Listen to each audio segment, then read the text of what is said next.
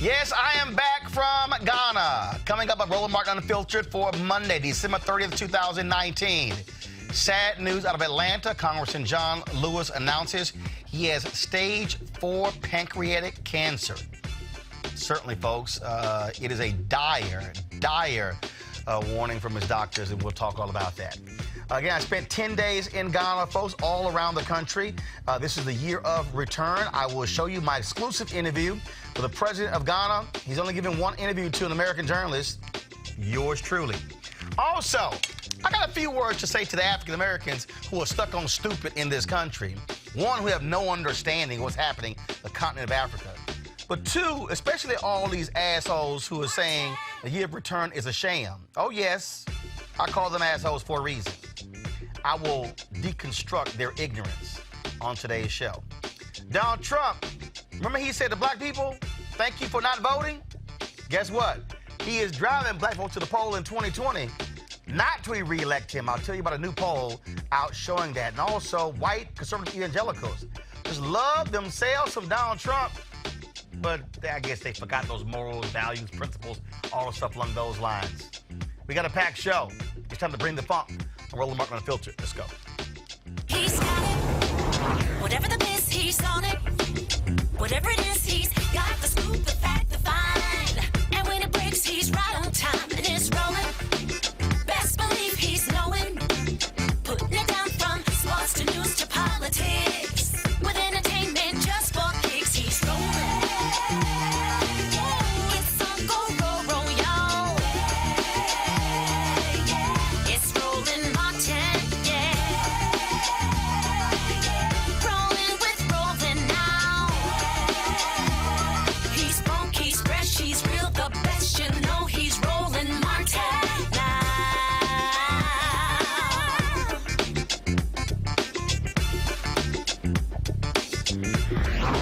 Martin. Many folks were shocked and saddened when Congressman John Lewis of Georgia announced that he has pancreatic cancer. This was a tweet that he sent out.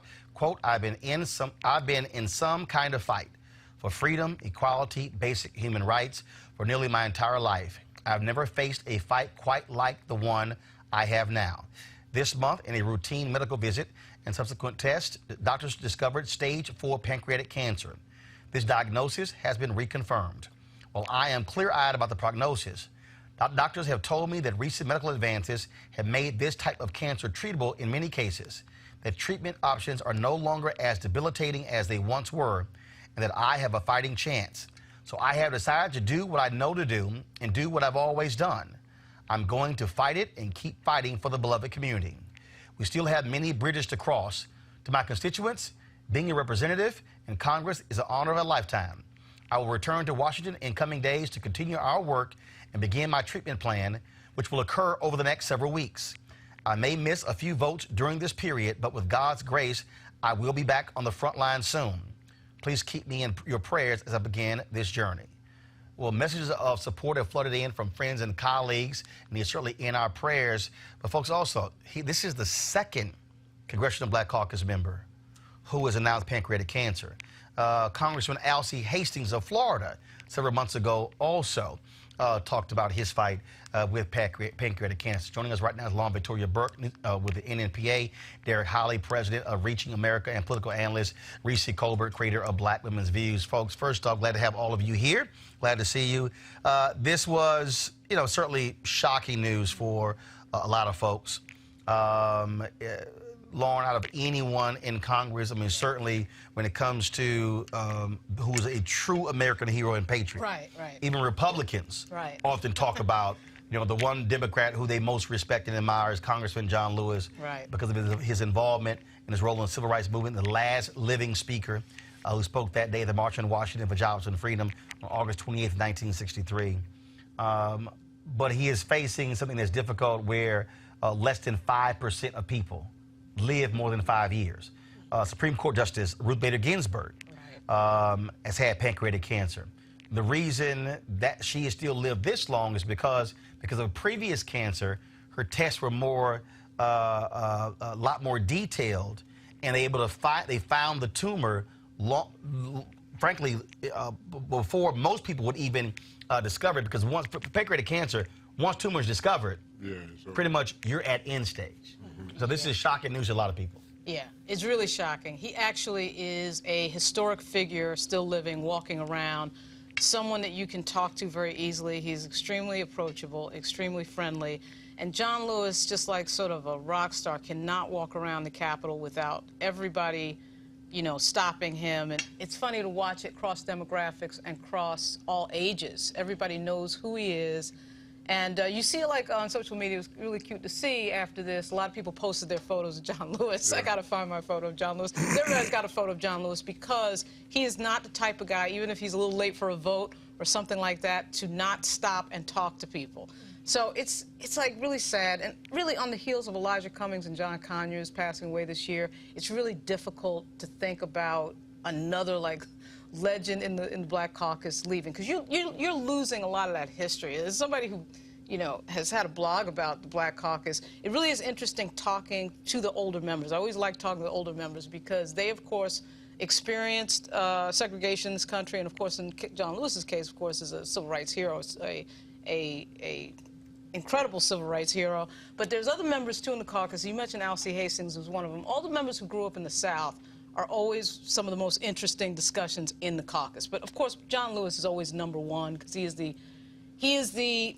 just the voice, a voice of an amazing voice to have around at a time when Donald Trump's around. And it's going to be really hard to even contemplate him not being there. I mean, you see on the floor of the House, they always turn to him at the moment when they need the ethical, moral voice of the country. And like you said, Republicans like John Lewis. He's just somebody who sort of transcends politics. Derek? I would agree. He is a piece of history. And I found it very interesting that Mark Meadows, Republican congressman out of North Carolina, posted a picture of the same thing, and he had nothing but kind words. And it seems like that's what all of the rest of the members of Congress, like I said, on both sides of the aisle, have nothing but positive things to say about the congressman. It's just unfortunate because my father-in-law passed away of pancreatic cancer, and it's such an aggressive cancer. Yes. And so I just hope he can fight it, and he'll be around a lot longer. Keep in mind, of course, Steve Jobs had been diagnosed with pancreatic cancer, chose not to actually have the surgery. There's a thing called a Whipple surgery. When it's that advanced, many doctors say the surgery, frankly, isn't worth it. You talk about how aggressive it is. One of my Alpha brothers, an amazing brother, Ronaldo Glover, was a lawyer in Chicago. I remember having lunch with him in May or so, and then I get a call from him in July that he had been diagnosed with pancreatic cancer. He called me on the phone. We had talked, and I had sent different messages. Week after Thanksgiving, he was gone. Right. Wow. And it moved that fast, and so Reese, that's what we're dealing with. But again, here we are in December. Congressman Alcee Hastings, he announced in July Right. he had pancreatic cancer, and is still with us. And so it really depends upon when it was caught and certainly the type of treatment. And the important thing is he says he's still going to be working in Congress. So he's still here, and I think that perhaps I can see it going the Senator John McCain route where it's that much more cherished, understanding that he's still here, he's fighting this aggressive cancer, but he is a fighter. And I just think we can't take it for granted that these legends are still around and to really cherish what they're bringing to the table. So he's still at work. To me, that sounds encouraging. I don't know if it's being optimistic or encouraging, but I think it's important that we recognize that he's still here while he is still here. This is also one of the reasons why, really with beginning in 2017, it was moving towards MLK 50. That I started doing a lot of these interviews with a lot of our civil rights heroes. Because, your mainstream networks, they've done numerous interviews and documentaries on John Lewis.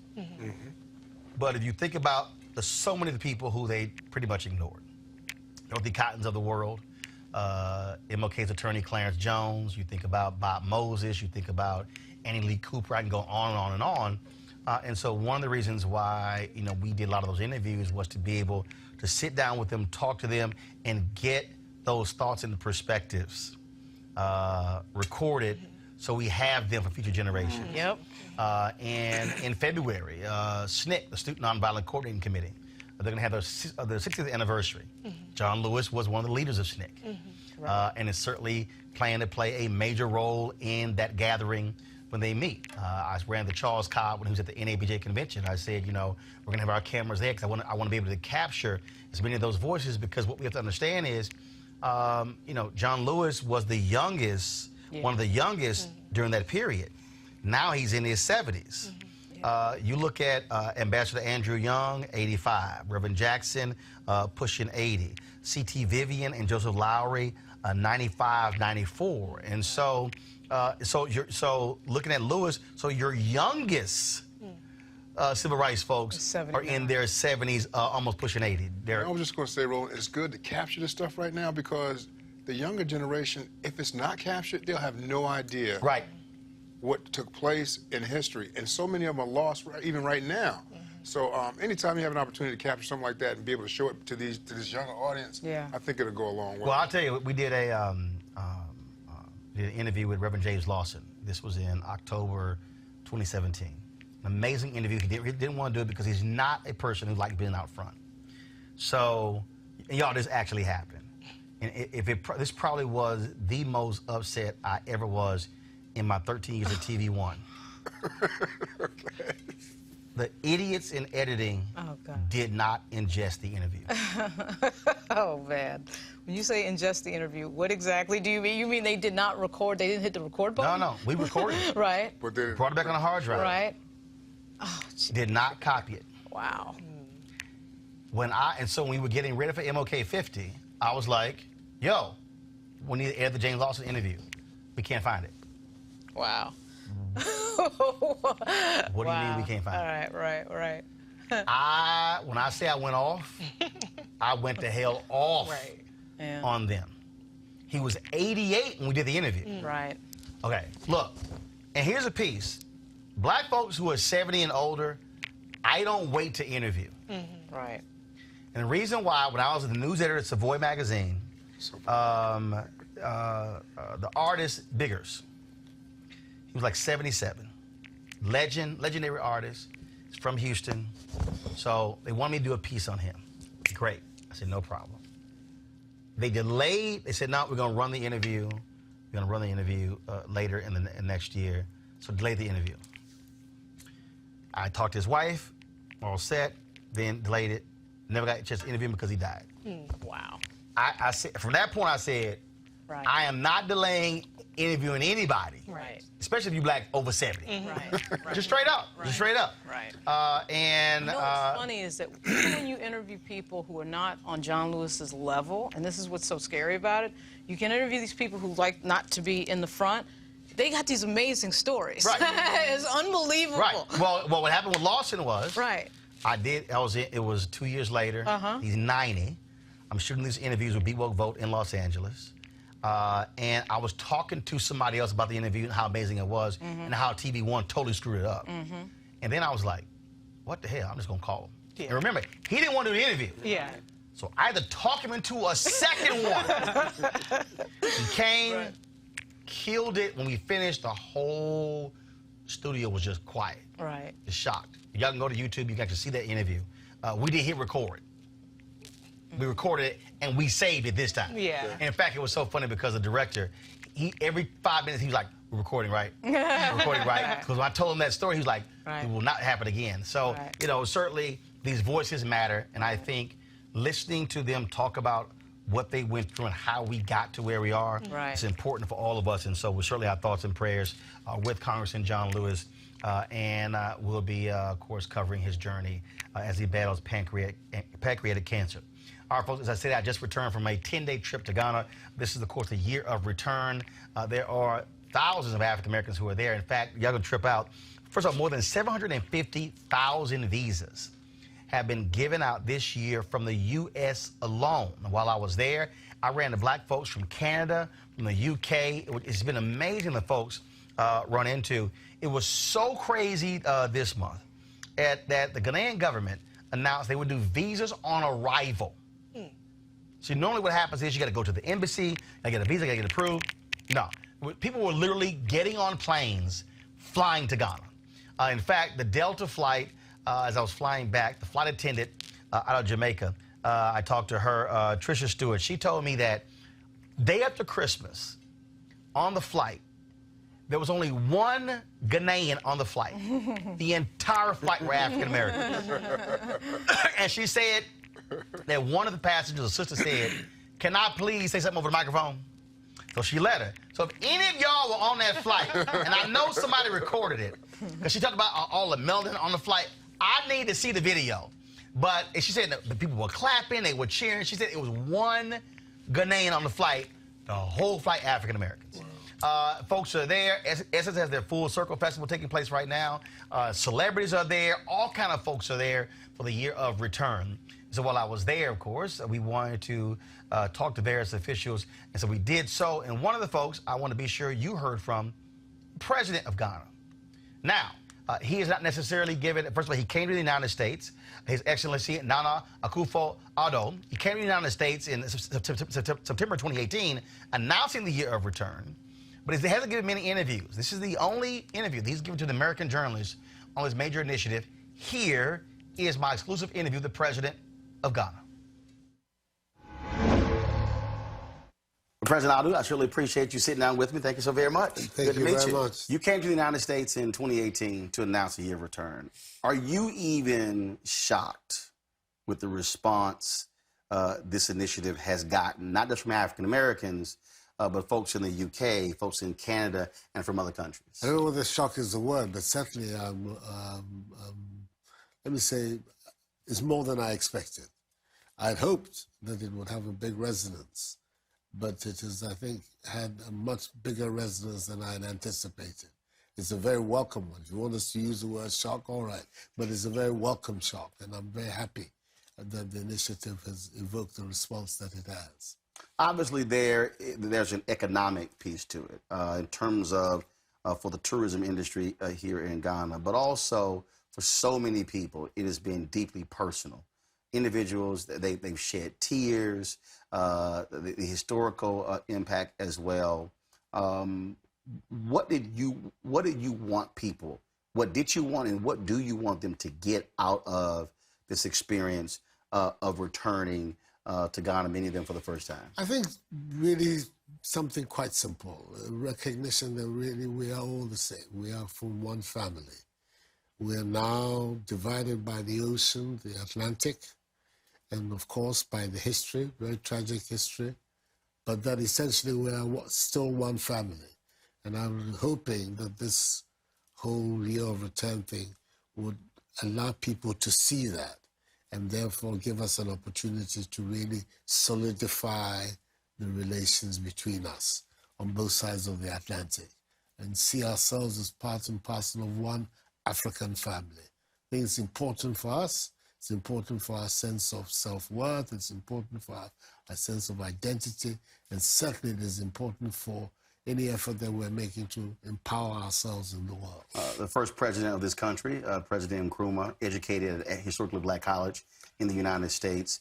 There's always been this relationship between many African leaders and HBCUs and America as well. What do you hope comes out of this in terms of a better or different relationship with African Americans, especially when it comes to commerce, when it comes to investment, when it comes to partnership? I think once the acknowledgement, the recognition, the awareness that we're part and parcel of the same family, on that you can build everything else. You can build cultural exchanges, commercial exchanges, investment cooperation. Whole edifice can be founded once that fundamental base is recognized. We are part and parcel of the same family. Then on it you can build all the relations that suggest themselves. And that, of course, is building economic relations. At the end of the day, people are identified by the level of prosperity, the level of development that they've attained. And I think that together, if we forge this relationship, we can assist ourselves and reinforce ourselves to be able to lift ourselves up. And I think it has the possibility of taking us to a new space, and therefore a new recognition by the world of who we are as a race, as a people. This morning at the breakfast, you talked about moving forward. And one thing, what was really interesting to me when you talked about the impact of the Chinese diaspora on China and its development. And as I was listening to that, what you were essentially saying is that, look, when you look at the African diaspora, there is an opportunity here to really take this country, take this continent to a whole new level with the folks who are part of the diaspora. Absolutely, absolutely. Those who went to America and the Caribbean are part of the most developed economy in the world today, especially the American economy. And my understanding would be that if this connection, if this awareness is there, there's a lot that can come from that end for this process of our mutual development. And for me, this is one of the main outcomes I'm looking at, how we can join the bridge across the Atlantic, how we can forge it in such a way that trade and investment and commerce come both sides of the Atlantic together. How do you also see changing or working to change people's view, what's really between their ears? So, for instance, for African Americans, our view of Africa has been informed by white supremacy. African nations, colonization. I spoke at a church on Christmas Day here, and I said that really what is required is a massive reprogramming as to how we see ourselves versus what we've been taught about ourselves. And this is why it is so important to have this personal, physical contact, for people to come here and see where we are. And in the process, of course, a lot of our own people will be going across as well and see how the conditions under which black people live in America. But you cannot ever, ever escape the significance of that personal contact. The coming of lots of people from the Caribbean and from the Americas here was tell them that much of what they have been fed, much of the views of Africa that they have been fed do not correspond to anything, the reality. We are not, in fact, just swinging on trees here. That there's a lot of development that is taking place here. And also, unlike what was said by Donald Trump, these are not shithole countries. I says, absolutely not. I said so at the time to him, that I thought that was an unfortunate statement for an American leader to make. We're not, Ghana certainly is not a shithole country. And as I say, the coming over is a way of opening up the consciousness, the awareness. And that is what you're talking about when you say what is between here. It is a question of the awareness, the expansion, the consciousness, and seeing that really people here, like you over there, we're all part and parcel of the same human race. We're part and parcel of the human family. And in our particular case, we have the added proximity of all being black people.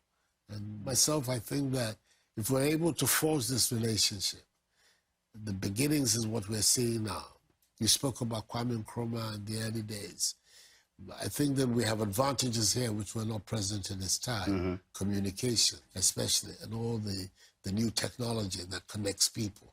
All of that, if we bring all of that into play, we have the opportunity really to build a really new relationship that can be very strong, which we can benefit from, you on that side, us on this side as well. Well, communication is important. When I met the Asante King, there were several individuals who work at the palace who saw me and they say, I see you on YouTube, Facebook. We're gonna make sure you meet the king. And so it has been interesting traveling the country. I've been to several different cities. We've been shooting lots of interviews, and individuals who not necessarily who saw me when I was on CNN, and I haven't been there in 6 years, but who are seeing me on the internet. That's how we're and are seeing the conversations, the stories that we're doing. And certainly when we take this back, being able to show that, to give people a different view that's unfiltered, which is also the name of my show, because it's not a matter of doing it through somebody else's lens, really through this perspective. Yes, and that is, I think, also the other very important aspect of the CEO of Return, that we have a way so that we can tell our stories to each other ourselves without the filter of third parties, so that what you see here in Ghana are your own impressions. They're not the impressions that have been imposed on you or forced on you or which have influenced you, but your own direct, personal, sensory perceptions of what is going on. And I think it's very, very important when you're trying to build a relationship of sincerity and integrity, that it should be informed mostly by the personal responses, reactions that you get from being amongst people, from interacting with people. And I'm hoping that this year of Return, and then we find a way which we can build on it to maintain this interchange, this intercourse, as a permanent feature of our lives. Got to get your thoughts on several Western African nations saying they're not going to use the CFA.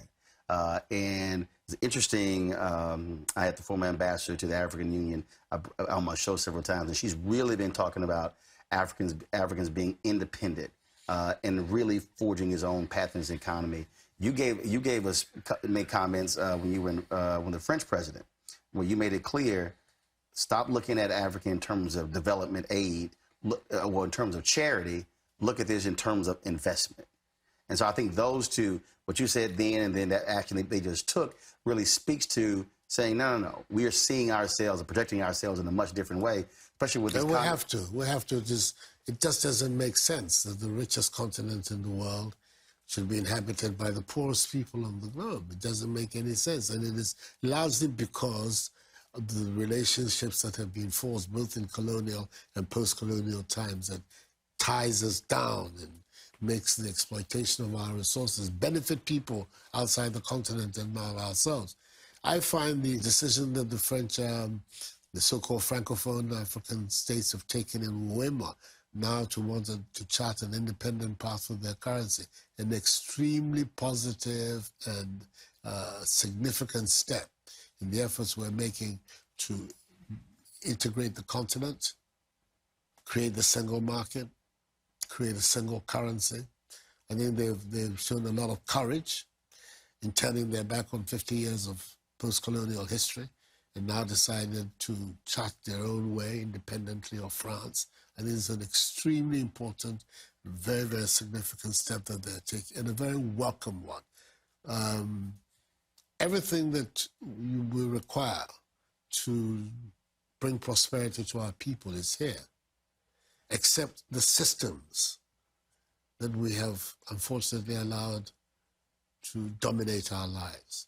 The time has come for us to free ourselves of those systems, use our resources for ourselves, look a little bit more inward than we have been doing recently, and seeing that the opportunities for development are right there in front of us. Mm-hmm. What we need is a mental and intellectual organization to make sure that these resources are used in a really positive and progressive manner. How do you see African Americans helping with that? See, African Americans as being part of the African family. And once they wake up to the idea that there is this huge reservoir of people, of talent, of resources that exists on the continent to which they can fit themselves so easily, I think it could be a major, major incentive for people in the entertainment world, in the business world, those who are in agriculture, in the colleges, in academia. All of these can all come together and work towards this new. Some of these words sometimes sounds a little bit grandiose. You talk about Renaissance, but I can see the possibility of a new rebirth, a revival of the black peoples of the world, in which hopefully the year of return will prove to be an important ingredient. And timing is important because in the United States, I mean, we're 24 years away from America becoming a nation majority of people of color. That's by 2043 that's going to happen. It's between Latinos, African Americans, Asians, Native Americans will be the majority in the country. You look at what's happening in Europe as well. Many of those countries are freaking out because the reality is in Germany, in Italy, in those countries, whites are not, their population is shrinking. And so, the next generation will be a generation that already the world is 2/3 people of color. But when you talk about Western countries, they're going to be dominant. And so to me, this is where these 24 years, the next quarter of a century to me is important for African Americans, other people of color to really say, let's be in position to assume power and not be in a situation where we have numerical numbers, unfortunately, but not have the opportunities controlling the political and economic levers. So the solution, for me, the solution is the development of this continent. That is the catalyst. That is what is going to make the difference in this trajectory that you've outlined, is the development of Africa. And I think that this century, the reordering and reorganization of the world that is going to take place, the most significant contribution is going to be made from this continent. And once we have turned on the key, we have found the key for our own organization, for the organization of the black peoples of the world, we're going to make a significant difference to the way the world has worked up till now. Last question for you, Reverend Leon Sullivan. For a long time was about forging those relationships. Do you plan, I understand next year's an election year, you'll be busy here, but do you plan to organize, let's say, a 1-day or a 2-day conference in the United States that not driven by the government, but really pulling together the best and brightest, those minds, economic and culture of African Americans, and bringing others as well. Say, let's sit down and make it happen. I think it's a very good idea. And these are the things that Akwesi Agyeman and the people who are going to be in the forefront of what we're doing here are already trying to organize and deal with.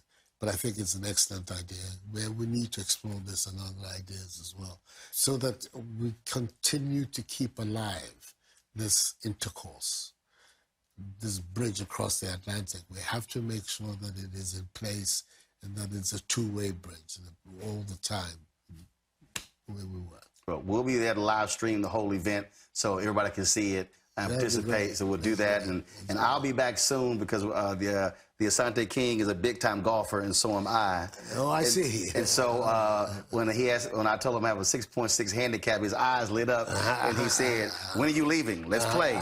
So he wanted to play this morning, but I had to be at your breakfast, so I have to come back. So he and I can hit the golf course. It's good. It's good. But it's good of you to have come. Absolutely. We expect to see a lot of you. I appreciate it. In the months and years ahead. We'll be back. It's Mr. good. President, thanks a lot. Thank you very much. I appreciate it. Thank you. Thank you. So we certainly appreciate the President of Ghana for the exclusive interview. I'm going to go to my panel in just 1 second, but I did want to share a few thoughts. I sent a tweet out where we talked about in that interview there, about the economic opportunities that exist for African Americans doing business in Ghana. And of course, you had some fools who always have to comment on certain stuff, who began to chirp, calling the year of return a scam. You have these people who say, oh, how does this benefit black people in the United States? Here's what's interesting. The Mandela Research Company did a study that showed that African Americans spend every year $63 billion on travel. Most of that is in the United States. Yet, when African Americans, what's the #1 international destination? Caribbean. #2, Mexico. So to all the haters out there about the year of return and the black people who are traveling to Ghana, let me ask y'all a question. How much money are black folks getting when we go to the Caribbean or go to Mexico? When black people are going to France and visiting all the museums, please tell me how African Americans are, quote, benefiting. See, this is why I can't stand and why I called out some people who've never been to Africa, who also don't have a passport, who love to run, and thirdly, who ain't never run a business, running their mouths about what black folks should be doing and who's benefiting. Here's the reality. There are African Americans who have tour companies who have been creating these various tours of the folks who are going to Ghana. Now, if we're going to Mexico and going to France, and all of a sudden I see a whole bunch of black people on social media going to Thailand, please explain to me why we can't go to Ghana. There are resorts in Haiti. Tell me why we can't go to Haiti. So please explain to me why we don't have the opportunity. While I was in Ghana, I was talking to a woman who told me about a sister from the United States who wanted to create her own waste management company. Well, if you look at the United States, the company Waste Management dominates this industry in the U.S. So she said, where could I take this knowledge and desire for a waste management company and be able to create something that's a business? She goes to Ghana and is doing very well. Years ago, I interviewed a sister who's a big-time golfer who left Maryland and moved to Ghana, who opened 2 golf stores and was a golf pro there as well. Business. Why am I saying all of that? Because here you have Ghana, probably next to Nigeria, arguably the most advanced economy in Africa, that needs, as the president just said, the expertise and the knowledge of African Americans.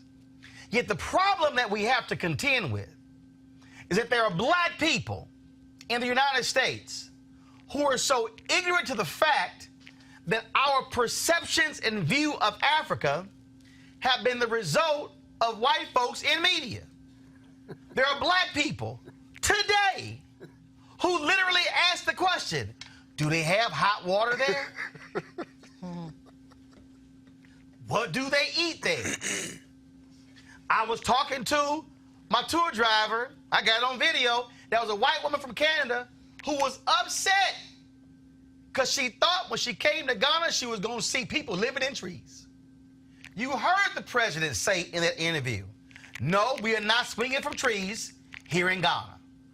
So what I would like is for African Americans to recognize that when we are running around with these perceptions and I heard this and heard that, it's really been driven by white media, by those Tarzan movies, by all these other movies and television shows. Y'all know, if you ask somebody about Africa, you know what they first gonna say? flies all around some poor African kid's face in one of those Feed the People commercials. That's really what sort of drives this whole view. And so when I talked about the creation of opportunities, and people start saying, well, how's that going to help us? I said, do you know how dumb y'all sound? There are people from all across the world opening businesses in the United States. Hell, in black neighborhoods. So explain to me, how is it the rest of the world can participate in a global economy, but somehow African Americans can't participate in a global economy? And so if you're African American, consider Ghana, Nigeria, Senegal, Sierra Leone, South Africa, and other places for opportunity. When you see this 2-hour special we're putting together, you will see me interviewing expatriates, African Americans who have been living in Ghana 10, 15, 20, 25, 30 years. You will see how individuals are doing. You will see how they are taking their knowledge and bringing it to their country. As the president said, fast resources. If you listen to the interview, he said, when African Americans get over this and recognize the vast resources and people that we have here, then you will see the level of opportunity. Who's putting money in Africa? The Chinese are. There you go. Who's putting money in Africa? The Lebanese are. Yes. All of these other people across the globe are putting money in the continent. And where are we? 7 of the 10 fastest growing economies in the world are African nations. Now see, here's part of the problem here. See, some of y'all keep listening to uninformed black folks who perpetuate the notion that we're broke. I played the video for you of John Hope Bryant, who said that if you're African American, if you got $50,000 or $100,000 saved up, and see, some of y'all are probably saying, oh, those are unicorns. No, they're not. Talk to the black people who have pensions, and you will see what those pensions deliver. He said if you look at the currency in South Africa, the rand is trading at 12 to 14, so 12 to 14 to the dollar. So he says if you had $100,000 US dollars, if you move to South Africa, you're a millionaire. Yeah, 100,000 times 12 or 14. The cedi in Ghana, the exchange rate is 5.7. So that means if you had 10,000 US dollars, that means that translates into 50,700 Ghanaian dollars. That's a different economic outcome. I was talking to Michelle McKinney-Hammond, who said that her home in Ghana cost what she spends in 6 months for her home in Ghana was what she'll spend monthly in Chicago. I interviewed a brother who moved his whole family from Chicago. Why am I laying all of this out? It's because the only way black people, African Americans, are going to think differently is when this changes. I said that in the interview. Africans have a view that has been driven by colonizers. We have perspectives driven by white supremacy. Too many of us were not born reading black newspapers, reading Claude Burnett's Associated Negro Press, understanding where we come from. Yeah, we have to admit what white supremacy has done to us and how we view our own people. Now, I see some of y'all comments. Some of y'all say, well, Africans feel this way when they come here. Who do you think they got it from? Let me further unpack that. When somebody says, well, Africans feel this way about black people, how do they know that? By movies, by TV shows, by mass media.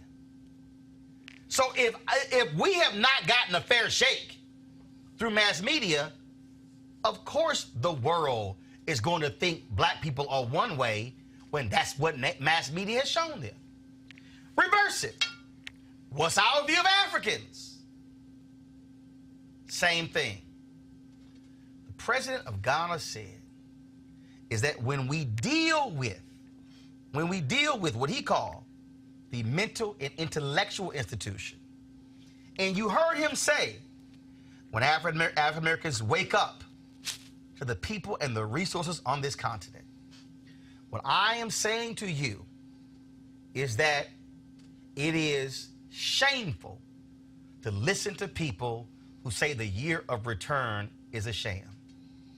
Because when I saw black people, African Americans, learning the history, learning about what took place, things not seen in our history books, learning about the various tribes and chiefs in Ghana, learning about the knowledge and the history there, it gives you a whole different appreciation for education.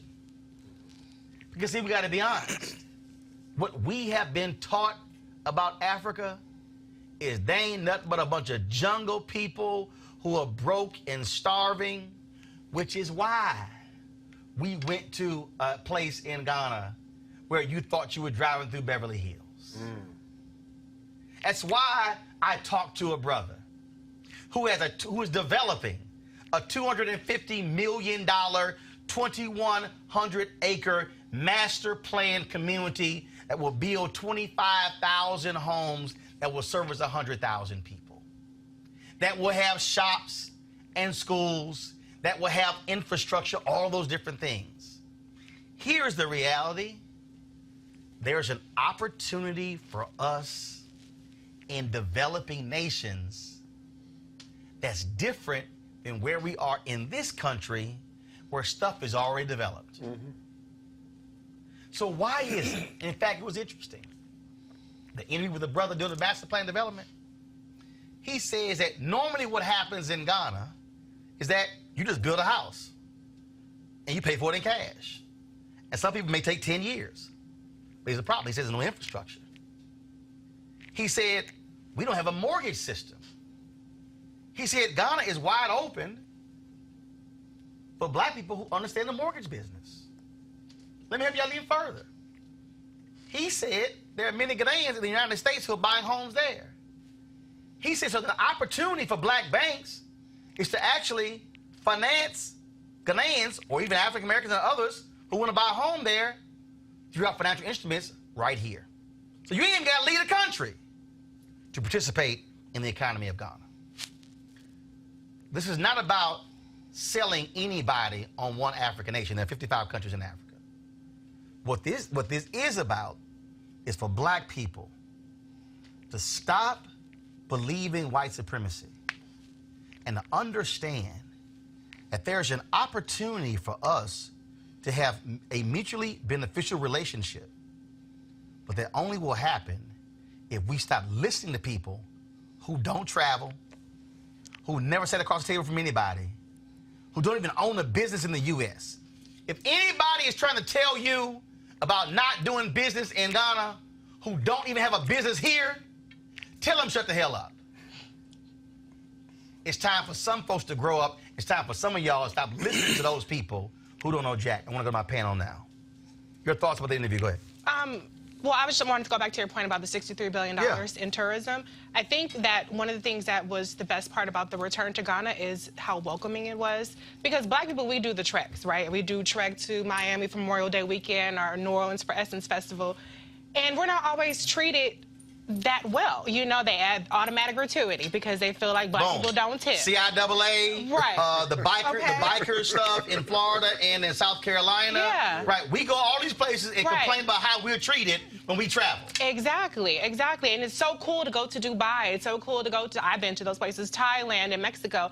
Why can't it be just as cool to go to Ghana? So I think that what they did was absolutely amazing. And black people, we should go spend our money where our money is welcome instead of spending our money where we're treated like second-rate or second-class citizens. And if you have the capital or the expertise to have some investments, wherever that may be, whether it's Ghana or, like you said, any other 55 African countries, then go on ahead and take advantage of that as well. It's completely asinine to write off something without even exploring it if you have the means to invest in something like that.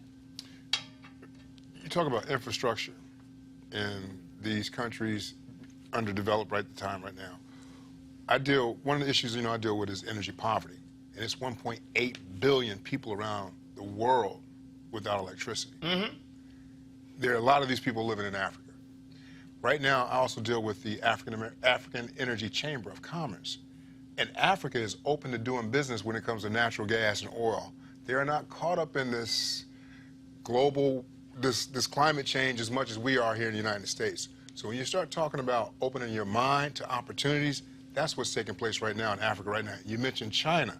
China just put in a huge amount of money into developing offshore and energy development in Africa. Yeah, because what China's doing, China realizes they had dwindling resources, and so China is doing exactly what colonizers did 100, 200 years ago. That's what they're doing, okay? And what the African countries are dealing with is you need investment for infrastructure. We'll give it now, unfortunately, a lot of bad deals are being cut because, frankly, when you have nobody else to compete with the Chinese, hey, that's really all that you got.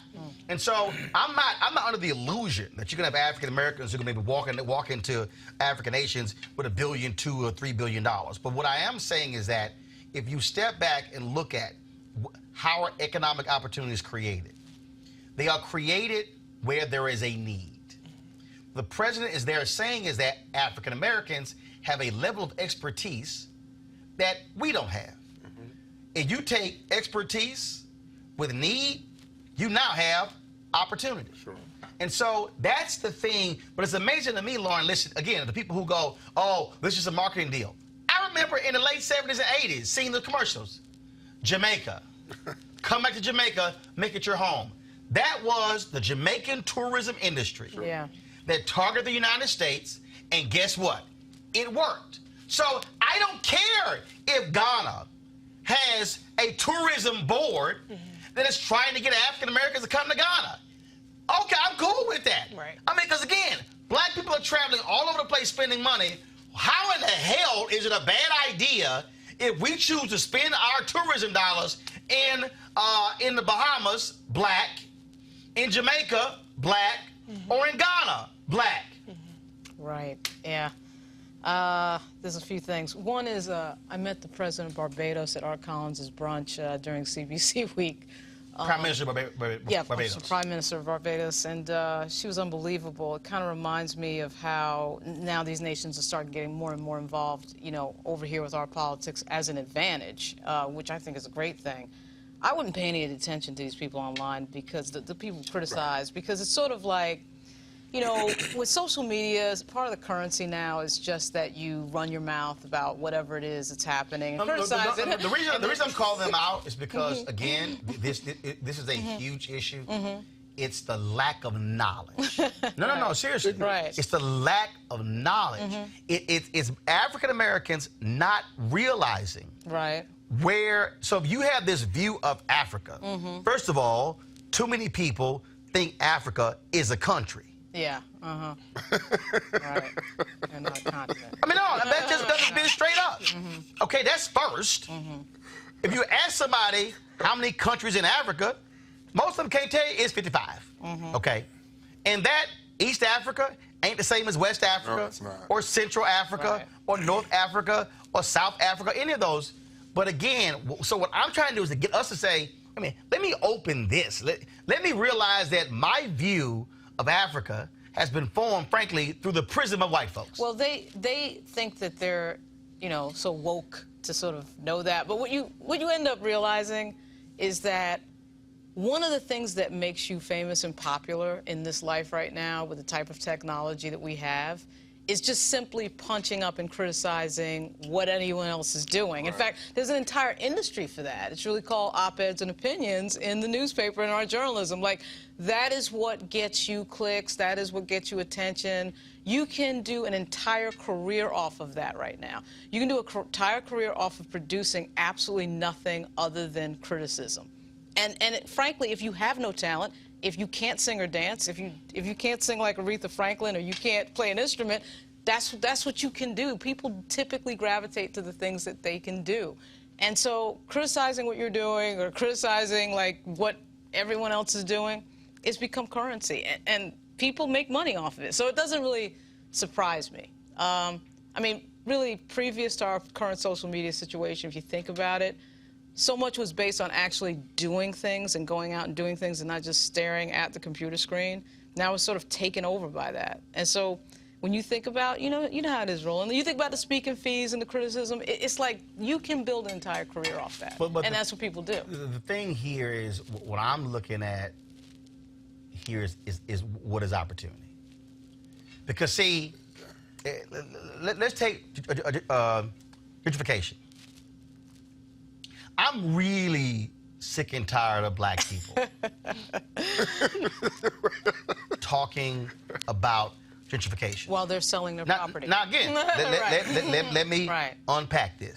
Washington, D.C. Does it mean Brooklyn, that I support gentrification? No. What I'm saying is, I'm tired of us talking about gentrification and not doing something about gentrification. When I moderated the Urban League State of Black America deal, that was a big piece of their report with the Howard Theater. And I turned and I said to Mark Morial, I said, next year when we come back here, I want to see that the National Urban League has created a fund specifically to deal with gentrification. I said, look, if we're going to bitch and moan about folks coming to our neighborhoods, buying stuff up, I'm sorry, don't we also know it's available? Don't we also know that somebody's trying to sell it? So if we know that, and they know it, why in the hell we ain't beating them to the punch to buy it? But now, a lot of that... Hold on. There was a brother, there's a brother and sister, Reese, in Atlanta. They did a crowdfunding campaign, raised $9.7 million in a week. To say, we gonna buy up stuff in our neighborhoods. $9.7 million. All I'm saying is this here. If you apply gentrification, what's happened to our communities here, it's the exact same thing with the Chinese coming to African nations, and Lebanese, and Indians, and Pakistanis. So what are we gonna do? Just stay in here and bitch about it? Or are we gonna say, how can we use collective cooperative action to be able to change it? That's what I'm saying has to happen. You wouldn't even need collective cooperative action to kill gentrification.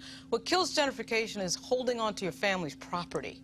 That's a lot of it right there. See, we like the quick hit of the sale of the home, right? I mean, one of my...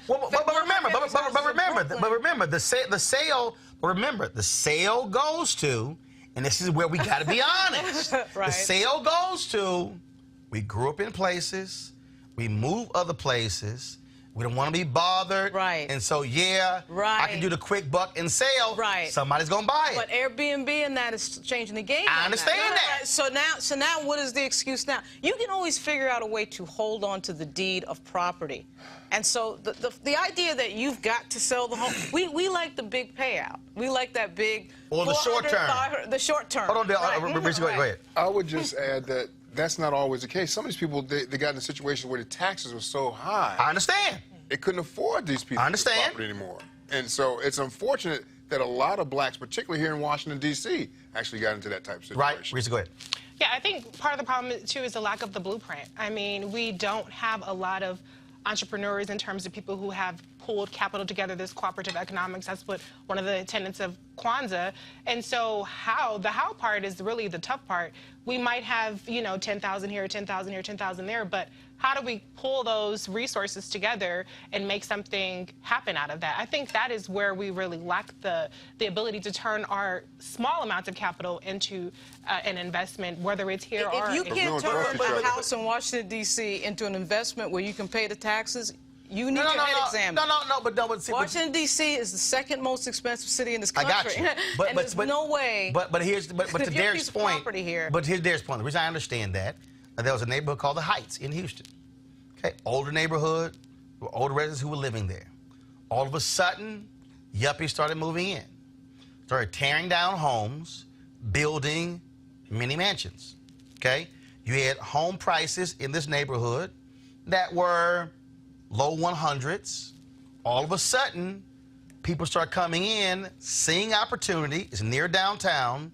They started building homes that were $300,000, $400,000, $500,000, $600,000, $700,000. Why? Cheap land. You could tear the home. You could buy it for $120,000, tear it down, build you a $400,000 house. What happens as soon as you do that? When it's time for tax assessment, your tax assessment ain't based on your house. Your tax assessment is based upon the other houses around you. Right. Many of those elderly folks who've been living there for a long time got literally priced out of their own neighborhood because of the property taxes that were around them.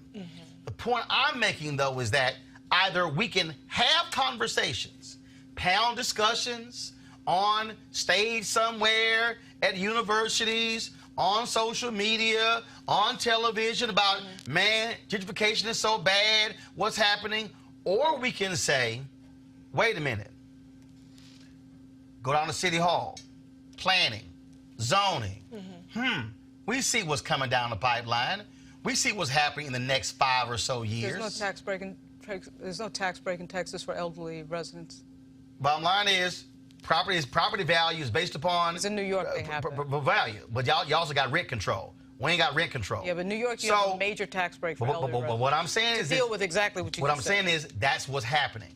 What I'm saying to African Americans is, how do you think collectively to say, wait a minute, either we can just complain all day about neighborhoods changing, or we say, if somebody gonna buy it, we buy it. I mean, so again, we can either pick which one. And all I'm saying when it comes to what's happening in African countries, I'm telling you, I went to Ghana in 2008. When I went to Ghana in 2008, I stayed at what was then considered the top hotel. I was online before. I wonder how that hotel ranks now.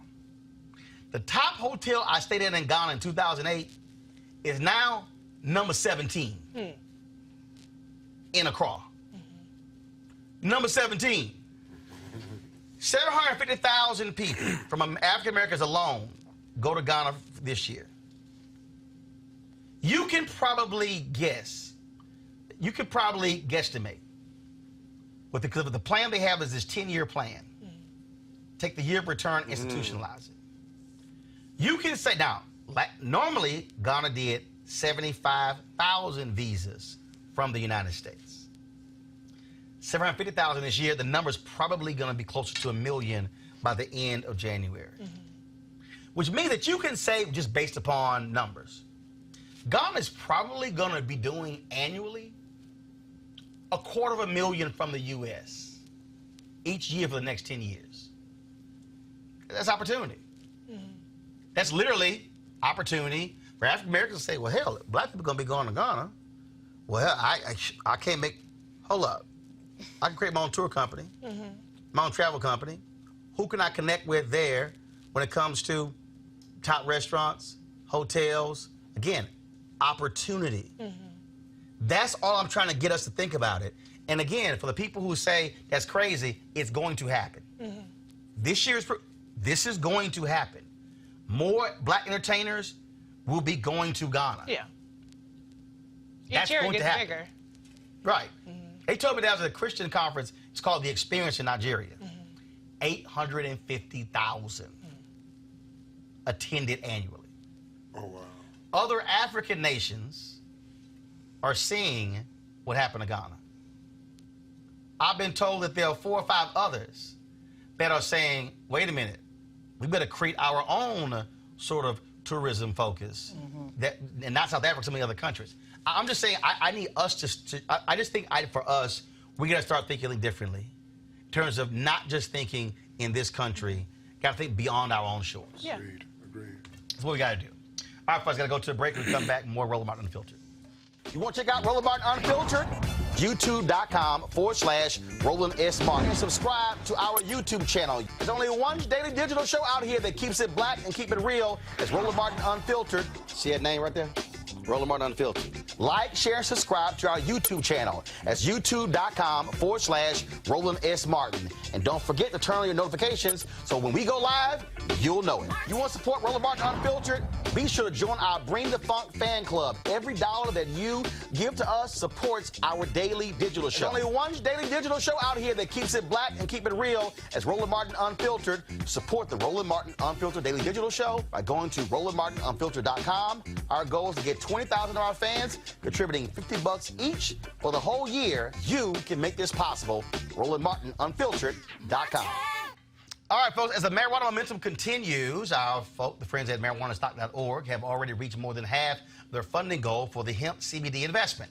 That's right. If you want to take advantage of this great opportunity, you need to do so now because it won't last much longer. And now we talk about the hemp plant, the good cousin of the marijuana with a much higher concentration of CBD. That means hemp gives you all the medical benefits of marijuana without getting you high. Also, if you don't know, hemp farming is now legal in the United States, creating one of the largest commodities worldwide. Now, it's an investment opportunity, and that's where the folks at 420 Real Estate come in. Their business model is simple. They buy land that supports hemp CBD grow operations and lease it to licensed high-paying tenants. That's right, they're hemp CBD landlords, so you can get in on the action. All you got to do is do this here, folks. Go to their crowdfunding campaign. You can invest as little as $200 up to $10,000. To invest, go to marijuanastock.org. It's marijuanastock.org. Get in the game and get in the game now. Now, a recent poll conducted by Third Way and the Joint Center for Political and Economic Studies shows that the majority of black folks are more interested in voting in the 2020 presidential election than they were in 2016. Why? Crazy-ass Donald Trump. A survey of 1,200 black voters and non-voters concluded that the motivation to remove Trump from office is the driving force for black Americans to head to the polls next November. Derek Trump thanked black people in 2016 for not voting. He can holler Blexit, and you can have Candace running around and all the rest of them.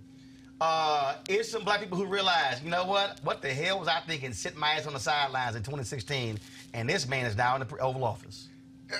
I saw that poll, but Politico also had a poll where it talks about there are several black people who are supporting the president. So, well, first of all, there's several. There's several polls out there that indicate that more blacks are supporting the president right now. So that's just one poll, and I just think right now, Roland, when you look at some of the stuff that's being put in front of us, I think people are so blinded by the hatred of Donald Trump, and so, rightfully so, that some of these policies aren't necessarily what's the best thing for African Americans. And I think a lot of people are seeing that. Hence, some of these other polls that would indicate that more black people could possibly be voting for Donald Trump in 2020. Recently, black women hate the Republican Party more than anybody else. Right. Republicans have said that. Yeah. No group hates the GOP more than black women. Right. What the White House is trying to do is they know that. So what they're trying to do is they're trying to target black men. Okay, a recent poll showed black men supporting Trump around 15%. The White House, their goal is to move that to 18 or 20%. Right. Well, I want to just be clear. White people gave us Trump. We always talk about the margins and, oh, more black people have voted in this state or that state, but we ignore the 60 million white people that voted for Trump. So before we talk about black people and how we vote or who didn't vote, white people gave us Trump. But as far as black women, yes, black women are hip to the game. We are still not fooling with Trump. We did our part in 2016 to vote for Hillary Clinton, and we are absolutely not going for Trump. As far as black men, I mean, I had a conversation with a black Trump supporter on Thanksgiving, and I was like, what is happening here? So I'm not saying that it's a terrible idea. I can't say it's a terrible idea to target black men more so than black women, but I think overall black people have enough sense to know that Trump is not good for us. But it's issues, though, Roland. I mean, define them. One of the issues I point to what's going on in Virginia right now. Virginia with the sanctuary cities and towns and everything over gun control, over the gun rights right now. Well, Virginia right now elected Democrats for the General Assembly and everything is changing. And so right now they're trying to take the guns away from these folks. Well, the folks that are coming out to fight about, yeah, it's a lot of white people, but there's a lot of black people too in Virginia right now. You can't take my guns away from me. So when you start looking at each individual state, first of all, no one is taking guns away. That's what. No. Okay. Gun control and taking guns away. Okay. is not the same. The AR-15 rifle, which these people hunt with, that is one of the guns that they're trying to take away from. And the same AR-15 rifle, and when you look at mass shootings, is the preferred gun of mass shooters. I'm not debating that issue with you. Okay, I'm debating that the issue of the Second Amendment. AR-15 to hunt, your ass can't shoot. I don't disagree with you on that, and that's not the issue I'm debating on. If there are 1,000 guns to choose from, Shorty, and they say we're going to ban the AR-15, no, they're not banning guns. That's not what I'm debating, They're Roland. banning a gun. I'm debating how many people are showing up right now in Virginia on this particular issue, Lauren, and it ain't white or black. It's an issue. Blacks are supporting this thing right now. So yeah, so what Governor Northam has proposed doesn't have anything to do with taking anybody's guns, all right? So this idea that somebody would take somebody's guns away is completely ridiculous. That is not. They're coming to the meetings typically talking, a lot of people talking about considerations for hunting. Some people are just talking about the fact that they don't want anything changed, period. They want to be able to get any firearm that they want, and they view any sort of gun-related legislation as a violation of the Second Amendment. And, you know, I'm a gun person. My father was a hunter safety instructor, and he was law enforcement, and he had guns all over the house. So the idea that that would happen is not, you know, I think it's not something that's likely to happen. There's a young lady right now. I mean, no, I've been to some of these meetings. You know, my mother's from Virginia, my dad is from New York, and there's plenty of people at the meeting. That's all good. It's good, I think, anytime people express any sort of civic activism, quite frankly, even if I disagree with it a little bit. But, and there's going to be a major rally in Virginia on January 20. But to get back to the Trump black voter thing, I mean, I don't care how many flunkies you put in the background at some speech holding a sign or having a T-shirt behind Donald Trump. I don't care how much you want to talk about your polls in Politico, wherever you saw that. When that vote is taken, okay, in 365 days, a little less than 365 days in 2020, I absolutely guarantee you that African Americans will be having over 90% turnout against this president. We've already seen the signs. Speaking of Virginia, we saw the first sign in Virginia with the wave in 2017. Then we saw it again this year in 2019. Then we saw Mr. Bashir in Kentucky, a very red state, win that. And now we're seeing, what, 29 Republicans retiring in the U.S. House. All the signs are there that people are sick of Donald Trump. That is likely across demographics because, of course, Kentucky is not a particularly black state. And, you know, Virginia is only 20% black, and we're seeing these waves of Democrats get into office. So all of that would tell you that this electorate is ready to throw this guy out. The only thing left to happen, of course, is the Democrats messing it up and nominating the wrong person, which is still in play.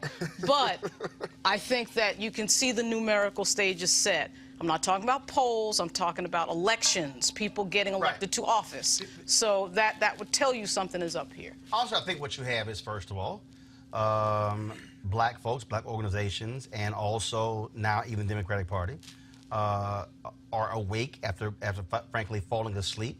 What happened in Wisconsin in 2016, the voter ID bill, how that impacted some 200,000 people. Not just black people, but also a lot of white folks. Right. Same thing would happen in Pennsylvania. I think what you're also dealing with, North Carolina. So, for instance, Obama wins North Carolina 14,000 votes in 2008.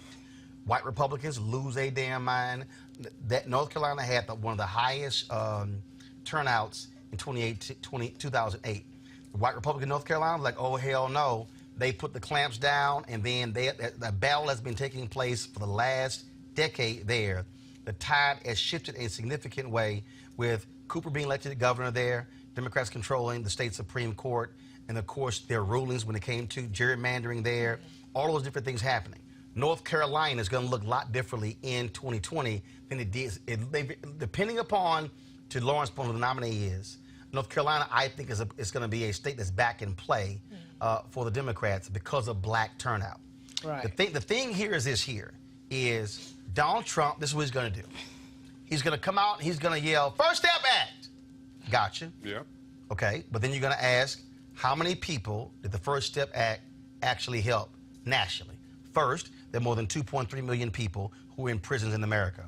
10% of that are in federal prisons. So really, you're talking about the First Step Act maximizing to the number it will help anywhere from 4 to 6. I've heard 7,000.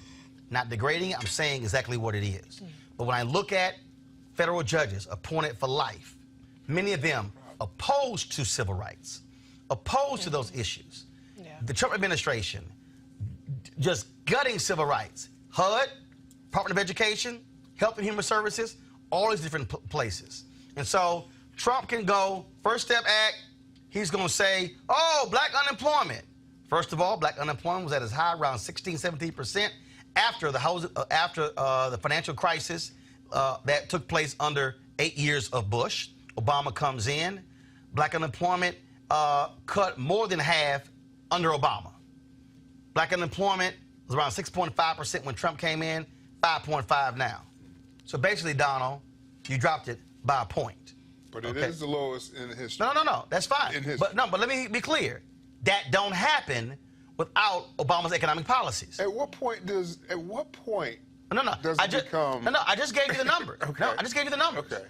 Almost 17% under Obama, and then all of a sudden, it goes down to 6.5 when he leaves. It was terrible. Let me say it again. Almost 17, down to 6.5 when he leaves. Trump comes in around 6.5. It's at 5.5. I'm going to give you credit for 1 point. What I'm not going to do is give you credit for 11 points. No. See, that's the deal. Trump wants us to believe that when he took over, black unemployment was around 17%. And he got it down to 5.5. No, he didn't. He didn't, but here's the thing. I agree that if it happened on your watch, you should get the credit. Because I'm giving the credit. Yeah, No, follow me here. Follow me here. I'm giving the credit. I get it. But I'm also giving you the numbers behind it. Because, see, when you say, I'm the reason why black unemployment is lowest. Right. No, you're not. The bigger point, though, is that the president's crazy. And it doesn't really matter what some of these numbers are because people know the president's crazy. So you can talk all you want about stats that are very nice. I mean, I'm not criticizing that. I'm not even criticizing First Step. I thought First Step was good legislation. And that's great that it passed. And we get, we can talk about how many people it affects, but, it did pass and it's a good thing. But the problem with this president is that he's morally corrupt. He's completely, he does things that are completely outside the law. They've never cared about any of the rules that they have to follow as government officials, and they flaunt that on a daily basis. And, the fact that that's just sort of obvious and out in the air, and he thinks he can get away with that, and people aren't noticing it, to say nothing of people like Stephen Miller sitting in the White House, the president calling, you said in the interview, S-hole countries, all that. I mean, we can go on and on and on and on. So you can flash all the stats you want, but black voters are going to vote against this president. They're not going to be the only ones. You're going to have a high degree, in my view, of non-black voters that will vote against him. And I think he's going to end up out of office. I don't predict that he gets reelected. I don't know about you, but... Well, I don't think that you could take for granted that black voter turnout is going to be sky high, because we have several suppressive tactics that are happening right now. You have the social media suppression that's happening. It's not about conversion anymore. It's just about suppressing the vote. It's about demoralizing people. Then you have the suppression at the polls. We don't know what's happening with the security of our ballot boxes. So we don't even know how secure the vote is. We don't have paper ballots. The Trump administration is making zero efforts to secure our elections. We know that there's meddling, there's interference, there's all these things that are happening. Plus, we're losing these voting battles. In Georgia, hundreds of thousands of people are being purged. So people are going to have to keep re-registering. We're going to have to keep fighting the same battles just to keep people on the ballots. So I don't think that we can just say because black people have a very, very low regard for President Trump, I don't like to call him President, y'all's President Trump, that means that he's going to be defeated. We have to make sure that we are energizing, that we are keeping black voters motivated and speaking about black issues so that we know that there is a large stake in the game. Well, we already know sitting here right now it's going to come down to 5 states, right? I mean, we know that it's going to be, you know, Wisconsin, Pennsylvania, Florida, North Carolina. I mean, you know, we know that. So where the black voters are in those states is what this really is about, in my view. He barely got off. Yeah. He barely got in the first time. I mean, again, 77, 78,000 votes. 3 million, in states. 3 million votes collectively against him. I mean, he sort of lucked out getting in the first time against a, in my view, bad candidate, Hillary Clinton. And her not being such a great candidate means that if you put somebody up there that's better, he should really lose by a lot. But and right now, I just don't even see who's better. Now that's the question. Right now, who's going to beat this man? That's This out there right now. Stop. Who's going to beat him right now? First, when you say who's better, first of all, okay, maybe that was the wrong way. You ain't lying. But who's going to beat him? Andrew Yang. Who's going to beat him? Hell, Marianne Williamson is better than Trump's dumbass. Well, everyone's polling over him. Beat him? Almost every candidate is voting is polling over him. But I'm not a big poll fan, I have to say. And frankly, I don't think Pete Buttigieg can beat him. Here's the piece. I don't think Here's the piece. I don't think half these guys can beat him. First of all, I'm not paying attention to national polls because the presidential election isn't a national poll. Right. A presidential election is a state poll. That's right. That's what it is. So it's based upon what those states are. Absolutely. The real issue is this here when it comes to Trump. And next door, of course, you got these white evangelicals who are hugely backing Trump. They're all pissed off at Christianity Today because they published an editorial calling for Trump to step down. And they told the truth, right. And they did. And they got upset by that, calling Trump grossly immoral and suggesting he should be removed from office. And, of course, that has ticked off all these white evangelicals. So here's what you're dealing with. The New York Times also had this story about these rabid Trump people who, frankly, are racist, but they call themselves patriots. Here's what's going to happen. Let me just go ahead and be clear, okay? The last election, they thought that this would be that 2016 was going to be the first election where less than 70% of all voters were going to be white. It's around 71, 72%. Here's the reality, okay? Trump's wild-eyed white folks are going to vote. Right. You can go back to 2016. I said on MSNBC, I was yelling it. I told Hillary's people this directly. I said everywhere I went. No poll can measure white people who have not voted. Ever. You can't. Right. You can't measure who you don't know will turn out. Trump ran up huge numbers in rural places. So if you take a huge increase in rural places, you take voter suppression in places where largely black people are, but also voter suppression targeting elderly, voter suppression targeting young whites who are more likely to vote Democrat, then you get a 78,000 vote win. Okay? That's really what happened there. Let me just be real clear here. Donald Trump is the last white hope for these people. Let's not sugarcoat this. Let's call this what it is. I have been saying since 2009 we're operating in the age of white fear. Donald Trump's immigration language, Donald Trump, all this sort of stuff is exactly what you're dealing with. These white folks, these white evangelicals, that's what they don't care if this man was married 3 times.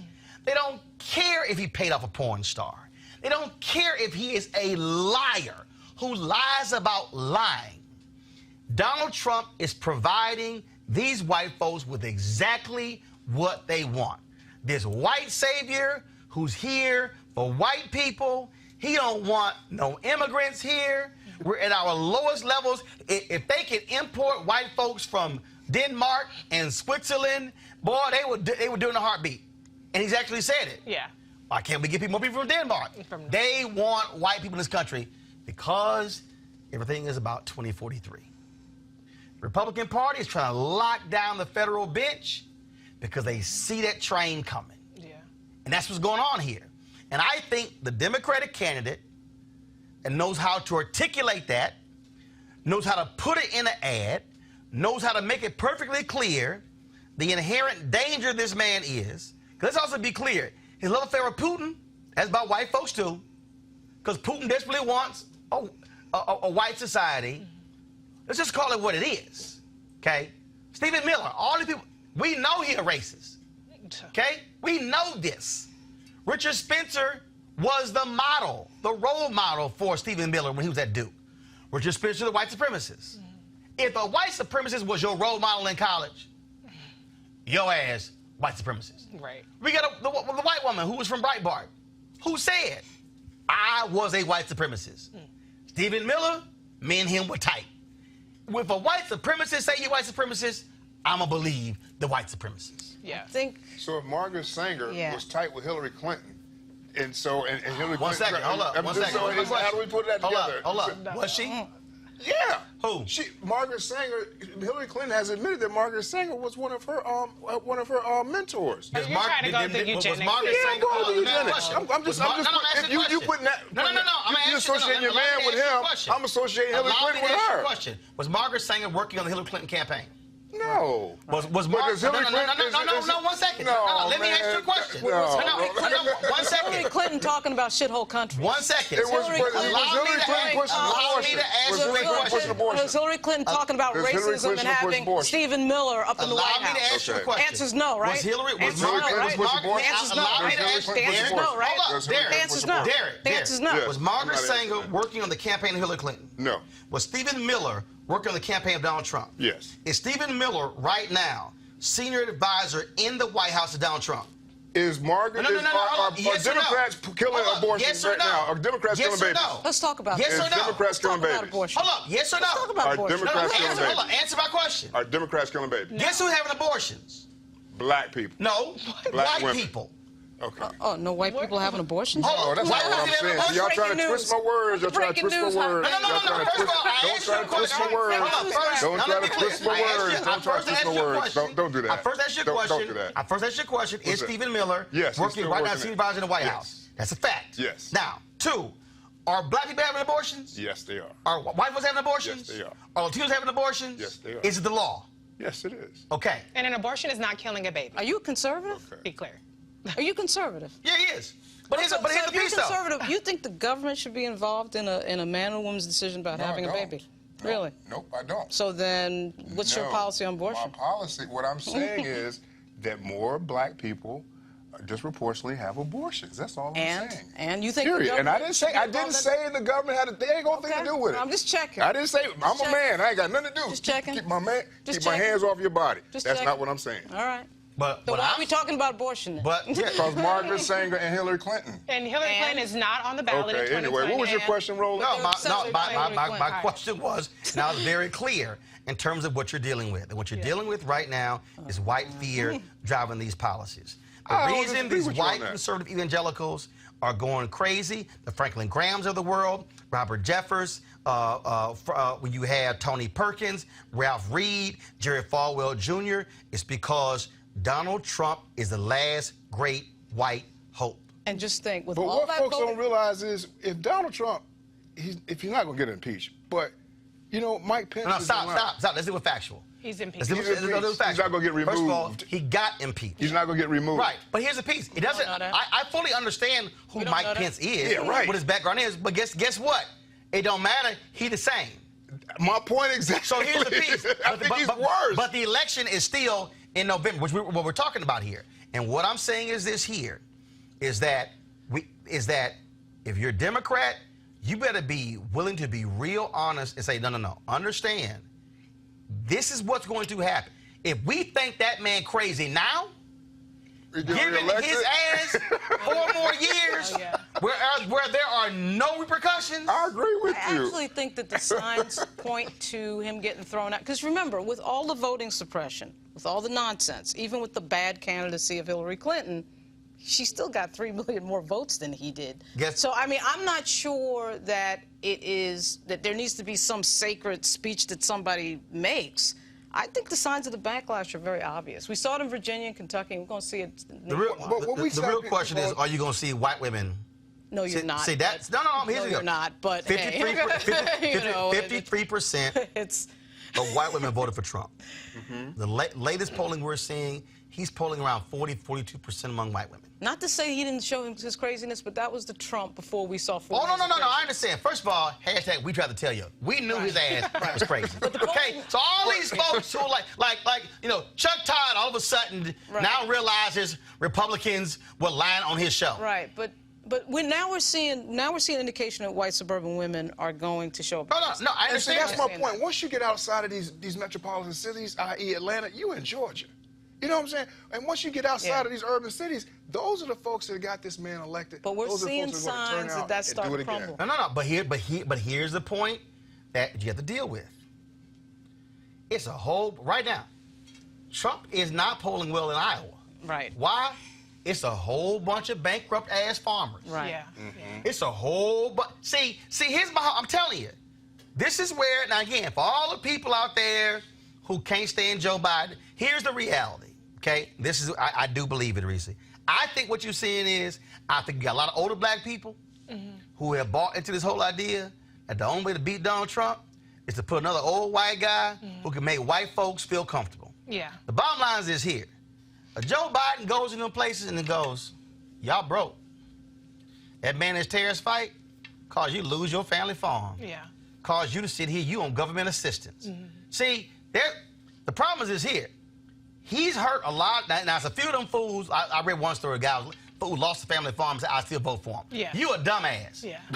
You got to be a dumbass to lose your family farm as a result of the terror crisis and still vote for the dumbass who caused you to lose your family farm. Now, you just stupid. This has been But studied. I think...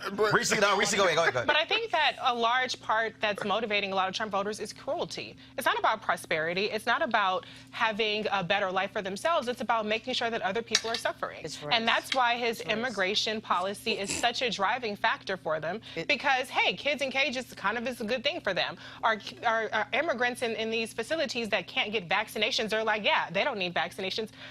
There's so much cruelty that is animating these folks. And I don't know how you can necessarily appeal to them by saying, well, you're going to get a job or you're going to get better health care, when that's not really what they're looking at. It's Southern strategy and it's race. Yeah. I mean, when you strip away the nonsense, okay, when you pull back the curtain, it comes down to they don't want to be related with the party that is related with African Americans and minority groups. That's what it comes down to. And for some reason, and you know, God bless the never Trumpers and the Republicans who said enough is enough of this, but they've been doing this since Goldwater. Yeah. It's the same formula over and over. It is. Look, Derek. He is going again. If you ask the question, how is Donald Trump going to make the argument how he's been so great for black people? It's only two things he's going to mention: First Step Act and the lowest unemployment rate. That's all he's going to mention. He ain't going to mention wages. What you never hear Donald Trump talk about is black home ownership being at its lowest rate since 1968 with the Fair Housing Act. You don't hear him talk about that, okay? You ain't gonna hear them talk about any of that, okay? You're gonna hear him try to talk about HBCUs, yeah, but you ain't really done jack. I mean, I can go down the line there. Yeah. And so there has to be, and there is, a very clear and concise counter to what he's going to say. But at the end of the day, what cannot happen in 2020 is for young black voters, and let me say this again so I'll go ahead and sit up, okay? Young voters now outnumber baby boomers. But let me be real clear. But they don't vote. Old folks vote. My mama and my daddy are both 72. My mama and my daddy work the polls in every election. Right. My mama and my daddy gonna vote. You made a point. I keep telling all y'all young people. Yep. They don't vote. Tweets don't mean shit. Right. Right. Voting does. I'm gonna tell y'all again the story that Congressman Jesse Jackson Jr. told me. A group of young voters went to him and said, if you don't do this, we're gonna throw you out. Jesse Jr. said, y'all can kiss my ass. He said, you see that tile right there? He said, that is a residence home for old people. You know who's gonna put me back in office? All them old black women there. That's who gonna vote. If young people, if y'all say y'all care about climate change, and y'all care about the environment, and y'all can't stand racism, and y'all can't stand sexism, you're gonna have to get off your ass, mobilize each other, and vote. Derek, Donald Trump has no shot if young folks vote their numbers. Agreed. Like, no shot. Agreed. But it's also much easier to suppress the young vote because of social media, and people are very dismissive about this. But these certain, memes and these things permeate. I mean, how many times do we hear super predators from about Hillary Clinton? And so we haven't seen a lot of the Oppo research against the Democrats. I've seen quite a bit of it, and it can be very devastating. And the stuff that's out there about Trump is already known. So I think we have to really be careful about the fact that it's not about conversion anymore. It's not even about turnout as much as it is. It's much easier to suppress that. And so if people take that for granted, then they're going to be in for a shock come 2020. First of all, you're not going to get conversion. I mean, first of all, this whole idea you're going to flip Republicans, that's a waste of your time. It's easier. Look, for black people, what this is going to be, this is going to have to be, and let me be real clear, black people got to fund this. I talked about gentrification. I talked about everything else. Look, black folks can't wait for some white Democrat to decide how much money we're going to spend. No. Black organizations are going to need black people to contribute in a significant way to fund black turnout initiatives. No, just being straight up. That's what it's going to take. Because no, it can't happen. You're saying black organizations need to fund? Hold on, wait, follow me here. This is what I mean. Black organizations who are on the ground know where the black people are. Look, I was in Ghana with Desmond Meade. Desmond broke down Amendment 4. He broke down how they mobilize folks. He said, with little or no money. He said, going into places where other folks don't want to go into, to mobilize folks. What has to happen is you got to send folk who know other folk, who trust other folk. What you can't have are these white Democrats sitting their ass in D.C., paying off a fellow white person whose organization to handle grassroots organization, when really their definition of grassroots is a white kid with an iPad and a damn iPhone trying to go into neighborhoods that they don't know and they scared of. No. Robbie Mook. Yes. The only way this is going to happen, and this is going to require, again, black folks to self-fund the National Coalition of Blacks. I'm telling you, you can't sit around. No. See, first of all, Barack Obama got into office. You can't use Obama. Why can't I use Obama? No, you can't use. No. You can't use Obama. You can't. The reason you cannot use Obama. You can't. Don't even bring Obama up. It proves you can do it without don't even bring Obama up. He's black, though. Obama was an aberration.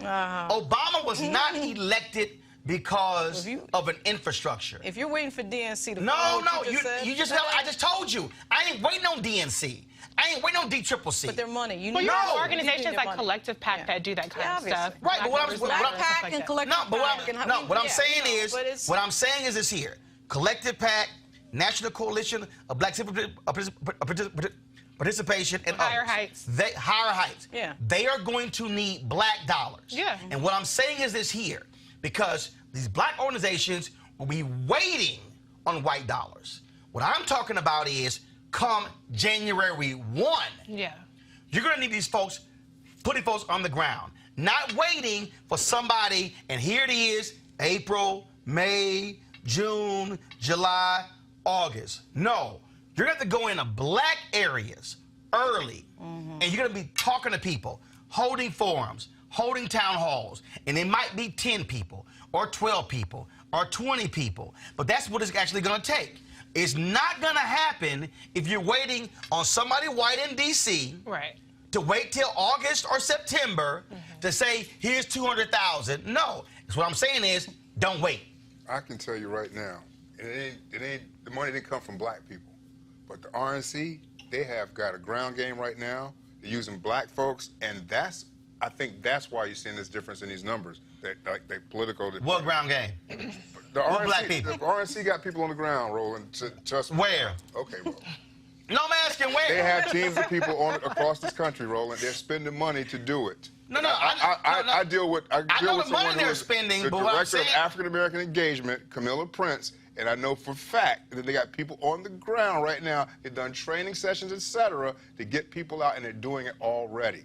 Hence the numbers that you're seeing with these polls in some of these publications, i.e. Politico. came out yesterday. Yeah, okay. I think black people, we have to write our own ticket in terms of this next election. Hold on. Go ahead. We have to write our own ticket, so that does mean supporting black organizations that are doing that, putting our political capital, putting our political dollars into organizations that will cater to us, that will also help get black people into elected office, help get black people through the primaries, help get them to the general election, which will also increase our motivation and our enthusiasm for 2020. So we can't just make it all about beating Trump. We have to try to get black people up and down. We got to make it about beating Trump. And the issues. It has to be about the issues. It's not mutually exclusive. Actually, in fairness, there was a black participation Trump thing that Paris Denard did in Richmond a few weeks ago. He sent me a thing. Right. And I got to just check in to see how many people were there. Okay. I don't know yet. Right. I'm just saying. I don't know. Yeah, down there. Okay, Obama is here. Defeating Trump is tied to issues.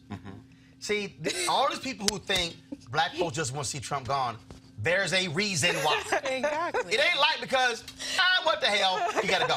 No, there's a reason why.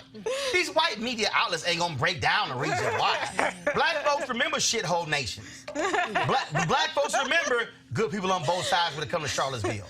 Right. Black people know how he constantly attacks black women like Frederica Wilson, how he attacks the IQ of Congresswoman Maxine Waters, how he attacks black White House correspondents like April Ryan and Abby Phillips and others. Oh, it's real clear how he talks to black people. Now, he might have his favorite Negro, okay, who can pull out and go say, hey, here you go, but we know the real deal. And what I'm saying is there are clear issues where you can hit him on, he has no answer for. Right. None. No answer.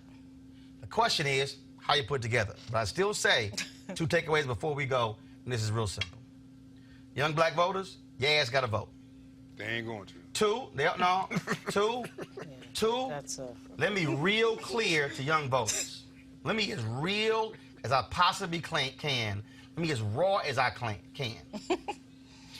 I'm sick of this bullshit from y'all where you need somebody to excite you. Let me be real clear, okay? To young voters, cut the bullshit about I need somebody to excite me. Let me excite your ass in another way. If Donald Trump gets 4 more years, he likely will end up appointing half of all federal judges in America. Right now. And they are going to be there for the next 50 years. Now, let me just break that down.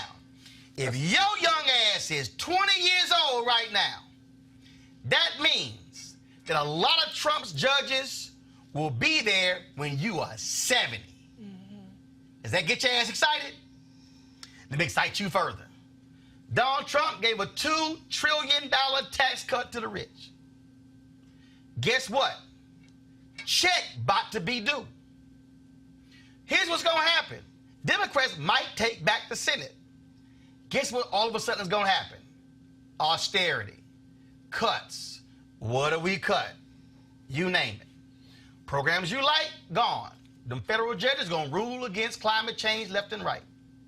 All y'all young folks say, I want somebody to excite me. Your student loan debt, that'll get your ass excited. So what do you want to do? You have Betsy DeVos over here who ran afoul of a federal judge's ruling when it came to companies who kept collecting on a debt when a judge told her not to. Damn, they held them in contempt. Don't vote, her ass still gonna be there. Ben Carson, don't vote, his ass still housing secretary. He don't know what the hell he doing. All I'm saying is this here. If you are young and you're waiting for somebody to tickle your fancy and ignite your soul, your ass is crazy. You are nuts. You better understand there's power in that ballot. So you need to be organizing your classmates and your cousins, and if you gotta sit their ass down and play this video and educate them, fine. But I'm telling you, if young people stop making excuses, and I ain't saying just young black people, I'm saying these young white voters, where they are moving polling locations from populous campuses to far out places like the woman did in Wisconsin in 2012. That's all I'm saying. But if you're one of them people and you know somebody in your family who is saying, man, I ain't gonna vote, cuss their ass out, then educate them. That's all I'm saying. Maybe you don't want to cuss them out. I would, but that's all I'm saying. It has to happen. Because I'm telling you, Donald Trump is evil. If you think this man was mean and nasty and lying for the last 3 years, imagine if his ass win twice with no repercussions after that. That's America I don't want to see. All right, y'all. You want to support Roland Martin Unfiltered, go to RolandMartinUnfiltered.com. Join our Bring the Funk fan club. Every dollar you give goes to support what we do. We're putting together this fantastic 2-hour show. What took place in Ghana. You're going to be blown away by it. Your dollars made that trip possible. We want to do more of that in 2020, not just going to African nations. We want to be able to go to all around this country, taking our show on the road, mobilizing our people, because not just the presidential election, but every city, every DA race, every judicial race, county commissioner, mayoral, state, gubernatorial, all of them matter when it comes to black interests. And so we want you to support what we do by going to RolandMartinUnfiltered.com, where we are the only show out here, 5 days a week, live, streaming 7 days a week, okay? That is bringing the kind of information you can't get anywhere else. Because trust me, ain't nobody else give a damn about the year of return but us. And trust me, it matters to us. And what happens in this election, we ain't talking voter suppression in October after voting rolls close. We've been talking about it for the last decade and won't stop. Want to thank our panel. We certainly appreciate it. Thank you so very much. I'll see you. First of all, tomorrow we are off. We got some great content. We'll be live streaming for you. We'll be back with a live show on Friday. I'm Roland Martin. Holla!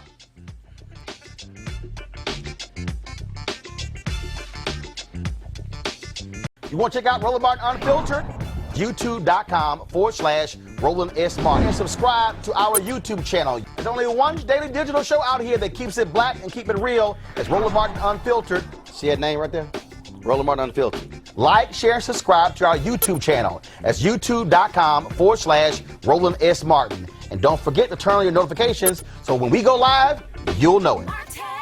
You want to support Roland Martin Unfiltered? Be sure to join our Bring the Funk fan club. Every dollar that you give to us supports our daily digital show. There's only one daily digital show out here that keeps it black and keep it real. It's Roland Martin Unfiltered. Support the Roland Martin Unfiltered daily digital show by going to RolandMartinUnfiltered.com. Our goal is to get 20,000 of our fans contributing $50 each for the whole year. You can make this possible. RolandMartinUnfiltered.com.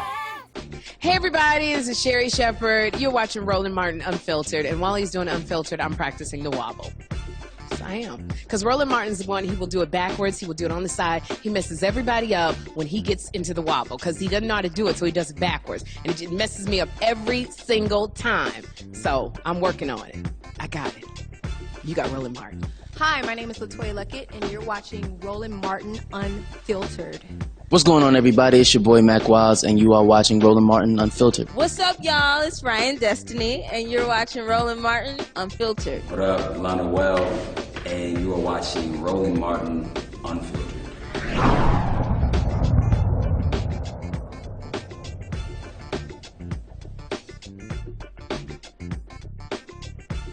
Hey fam, want to check out Roland Martin Unfiltered? The blackest show on all of digital, cable, and broadcast. Check out our audio podcast. There's only one daily digital show out here that keeps it black and keep it real. It's Roland Martin Unfiltered. Press play.